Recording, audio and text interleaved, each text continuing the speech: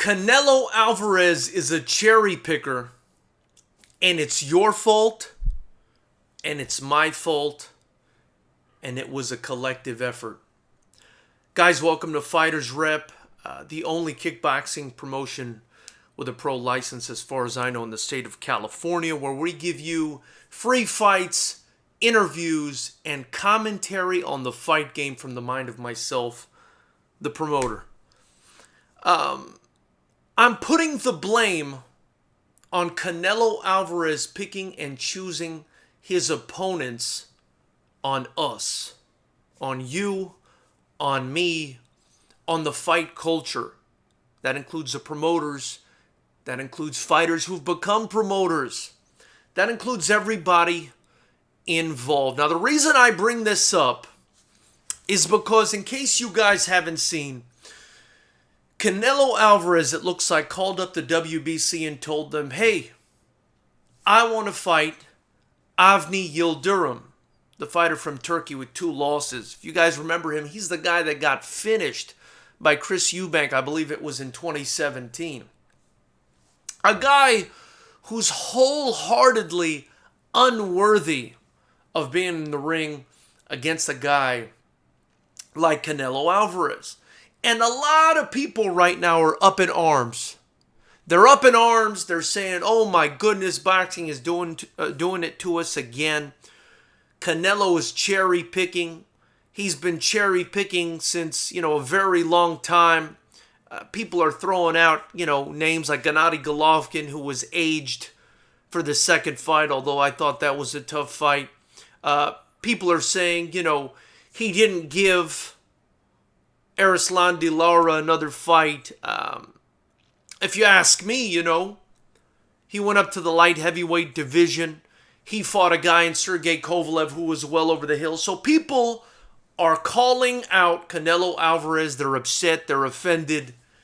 Now they're offended that Canelo Alvarez is cherry picking. And that's why I bring up this topic. And let me tell you guys something. This is your fault. This is my fault. This is all of the boxing fans out there's fault. The boxing promoters who allowed the business angle, the business aspect of boxing to come in and destroy it. I've been preaching. Now hear me out here. I've been preaching for years now on this channel about the A-side versus B-side fights, about the tomato can development track that everybody knows about in boxing, where they just feed these guys scrubs till they build them to about 10-0, 15-0, and then actually get them an opponent with a pulse. I've been calling out this culture for years.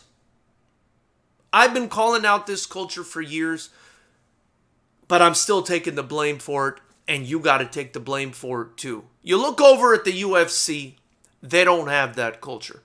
The best have to fight the best. It's still a business. People say the fighters are not getting paid enough, but steadily that pay is increasing. Steadily, the popularity of that sport has been increasing. And if it hasn't already surpassed boxing, it will very shortly. It's a shame. It's a shame, and I've been preaching this for years. Canelo Alvarez is a guy who is going through boxing, right, as an entrepreneur goes through his career in business. I mean, this is no longer a sport where the best fight the best. This is a sport where, like Canelo,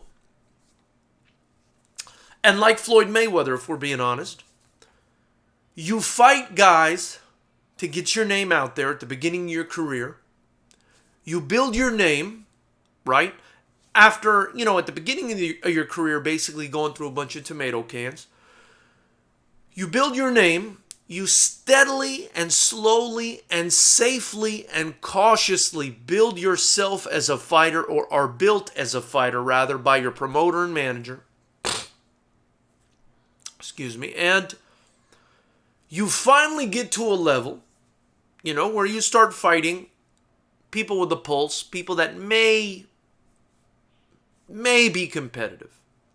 And that's what happened with Canelo Alvarez. The beginning of his career, he fought guys that didn't belong in there with him. He started out as a pro, in his teenage years. He fought his way up the ranks. Then he started he started fighting guys that he knew would get him the respect he needed. Guys like Erislandy Lara. He fought Floyd Mayweather when he had no business being in the ring with Floyd Mayweather. I respected that. I respected him taking the Erislandy Lara fight. I respected him taking the Austin Trout fight when Austin Trout was still a dangerous guy. But as we've seen before and as we'll see again, as he turned in to boxing's gold mine, boxing's lottery ticket, he began to pick and choose. He began to pick and choose, and he is absolutely not the first guy to do this. Floyd Mayweather in the second half of his career, when he became Money May, was not taking the fights that were as dangerous as he was taking when he was Pretty Boy Floyd. People will say he earned the right, and from a business standpoint, you can't argue with them. People will say he earned the right to fight easier fights, to pick who he was fighting, to wait until Miguel Cotto eroded a little bit, to wait until Manny Pacquiao eroded a little bit. People say he earned the right to do that, and from a business standpoint, yes, absolutely. Absolutely. But there's also the competitive standpoint. And that is where we have the conflict here. On one hand, you have a tough guy sport in boxing, in all combat sports. But you have a tough guy sport in boxing where you should, as a fighter, want to fight the best. And a lot of these fighters do want to fight the best. But at the same time, you have this other aspect of the sport, the business aspect, that has influenced the sport so much, right, that it has corrupted it in many ways. Deeply. If you look at, for example, the amount of fights guys used to take back in the days, early 50s, 40s, 30s, 20s, the amount of times these guys would fight compared to the amount of times the fighters fight now, it's just night and day. Also, the level of competition. I mean, guys were day in, day out, or week in, week out, or month in, month out, whatever it was, fighting guys that could beat them. Nowadays, you look at a boxing match. Typically, you see two guys, and you know who's going to win. You just know who's going to win. And once in a while, you're treated to a surprise. But it's too few and far between, and it has become predictable. Predictable to the point where it's turning off fans, especially the hardcore fans who can see right through the BS, right? But it's our duty as fans. It's our duty as hardcore fans. It's our duty as fans in general to see these situations, to make a big stink out of them, and to call them out. And the chorus of voices doing that is too small. It's too small. It needs to get bigger.